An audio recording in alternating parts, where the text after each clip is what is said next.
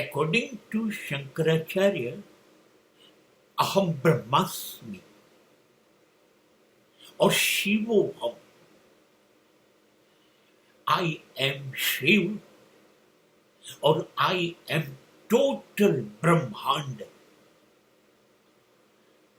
બ્રહ્મ એટલે ઈશ્વર, શિવ એટલે ઈશ્વર, હું એ છું.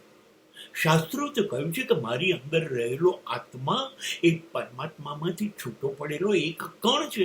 જો પરમાત્માનો કણ ગુમાવો,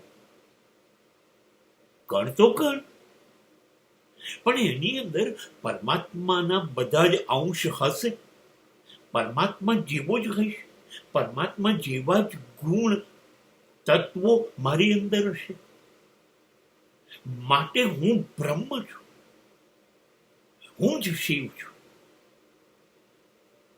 આમ જોવા જઈએ તો મૂળ તો હું જન્મની સાથે એના તત્વ લઈને જ આવ્યો છું.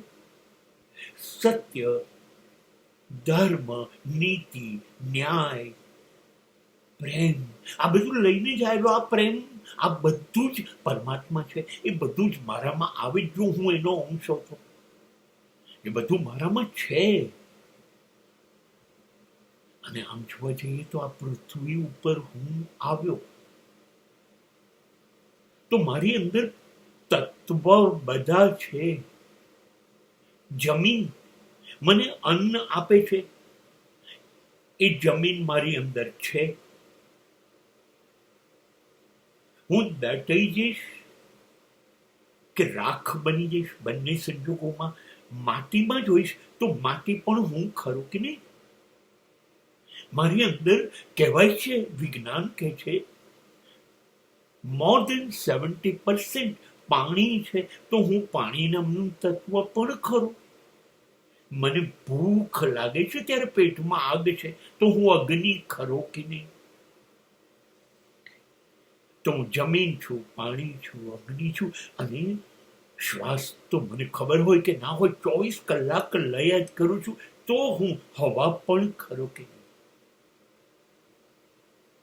અને જે દિવસે આ શરીર ભડ ચિતા ઉપર બળી જશે, એ વખતે એની અંદરથી ઉઠતો ઉજાસ, ધુમાડો એ પ્રકાશની અંદર મળી જશે, ભળી જશે, તો હું પ્રકાશ પણ ખરો કે નહીં.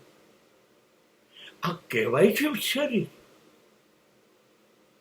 પણ 5 તત્વ બ્રહ્માંડના મારી અંદર છે કે નહીં.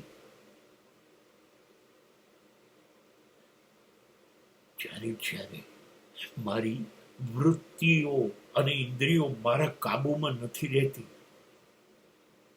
ત્યારે હું પશુ બની જાઉં છું કે નહીં.